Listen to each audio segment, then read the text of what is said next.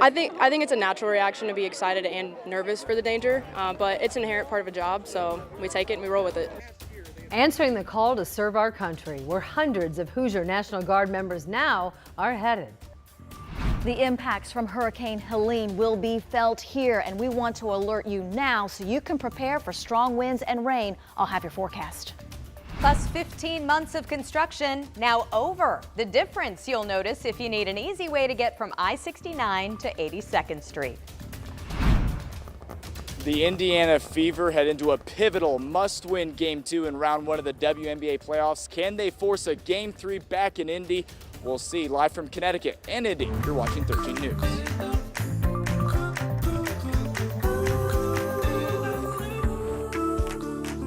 Tonight, more than 600 Indiana National Guard soldiers are set to head to the Middle East, serving as part of Operation Spartan Shield. Hundreds of their loved ones, along with Indiana Governor Eric Holcomb, gathered today at Camp Atterbury for their departure ceremony.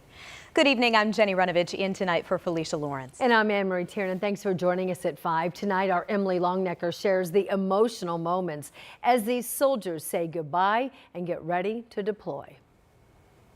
Well, these soldiers will spend the next month in Texas training before they head to the Middle East. Today was a chance for their families and the state to say thank you for their service before sending them off. You are the best among us. Words of thanks and encouragement for these soldiers as they head off to a part of the world that will include an area designated a combat zone. The danger they could face not lost on Indiana Governor Eric Holcomb as he stood before more than 600 soldiers and their families. To protect and to defend us and our way of life. This is something very few do. Many are, in fact, would be scared to go when they learn the orders that you're in receipt of. They're happy it's you, not them. But I'm confident that we're trained, proficiently, and we're ready to take on whatever mission is thrown at us. Captain Theodore Jackson is leaving behind his wife and 3 children, the youngest 7. I just tell them that I'll be gone for a long time and to go day by day. Just go to school, do your homework, things of that sort, and listen to your mom, and over time the days will pass. The soldiers will be headquartered in Kuwait, working with other NATO and non-NATO countries from several locations in the Middle East to provide safety and security. The mission coming at a time as tensions throughout the region are on the rise, with Israel's war against Hamas continuing, along with their recent bombings in Lebanon. On a calendar, I literally wrote, Thomas is leaving to save the world. And that's how I see it. Stacey Allman's son Thomas will be part of the mission. It's not easy for her to know he's headed to a dangerous part of the world, but she supports the job she says he's wanted to do since he was a kid. And that's the most important part, supporting him. That's all you can do. And I know he knows that. These soldiers will spend the next year deployed, and coming up tonight at 6, we'll talk to some of the families about what that looks like for them staying behind. At Camp Atterbury, Emily Longnecker, 13 News. So these soldiers are going to be overseas for 9 months during the year-long deployment. We certainly thank them for their service. The soldiers actually learned about their mission last year, and they have been preparing for it ever since.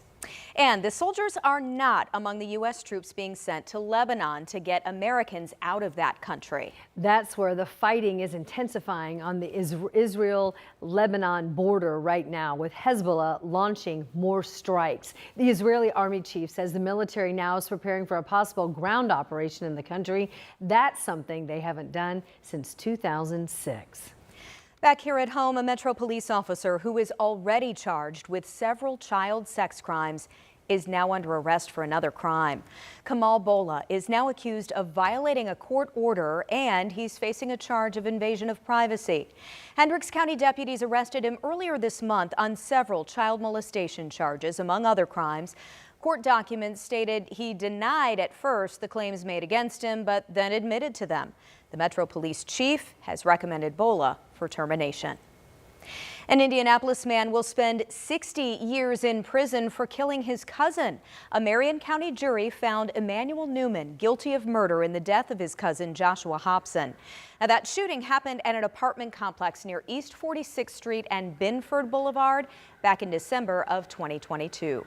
Well, we have some good news. The I-69 northbound ramp to 82nd Street is now open. Here's a look from above from Drone Cam 13. The portion of this 15-month-long construction project just wrapped overnight. And so today our Marina Silva checked in with some of the area business owners there. Marina. Well, Charleston Restaurant sits right here on 82nd Street, and they tell me they have seen a huge decline in business from both of those ramps being closed. The I-69 northbound ramp connecting to 82nd Street opened overnight going into Wednesday. It's been closed since July 2023, making it difficult for people going to local businesses on that part of 82nd Street. Derek Woods is the executive general manager at Charleston's Restaurant. He says the traffic congestion and the fact that you couldn't get off the highway to get to Charleston's made business drop. With traffic, individuals coming from downtown, they can't access 82nd Street, so they have to go up to 96th Street and loop around, and a lot of guests don't really want that inconvenience. And coming from the north side, it's extremely bad. It's a lot of traffic. The next step in the project is opening the southbound ramp from I-69 to 82nd Street, and INDOT says that is expected in the next couple of months.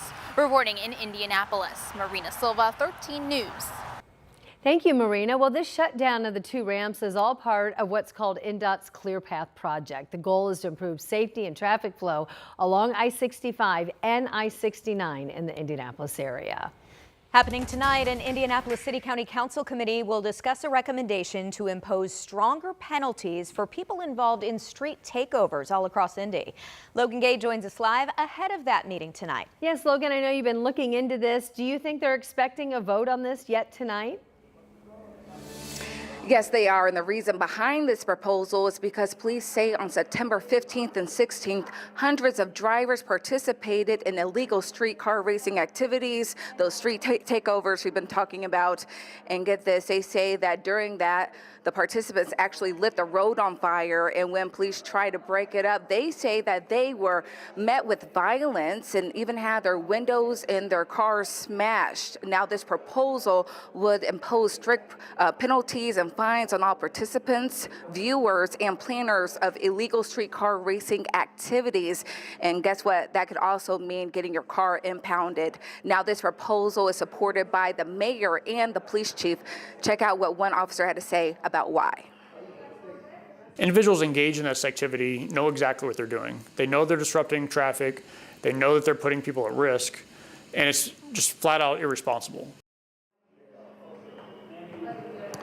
Now, this meeting starts at 5:30, and they are expecting a public comment section. And then next, the committee will make a recommendation to the full council, and then the proposal will go to a final vote on October 7th. In Indianapolis at CCB, Logan Gay, 13 News.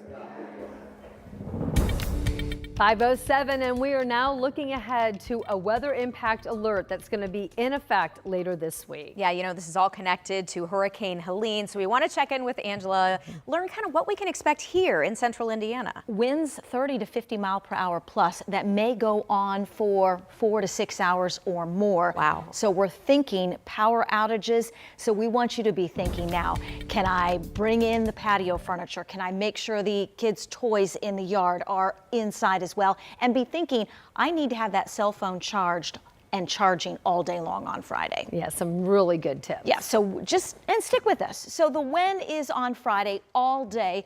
The impact, those wind gusts with the potential for numerous power outages. And we gave you the need to know, and we'll continue to keep you updated between now and Friday. Still a Category 1 on Helene, but the latest forecast has winds climbing to 130 miles per hour before landfall. That would put it as a low-end Category 4 with the potential of catastrophic damage. This storm is nearly 1,000 miles across.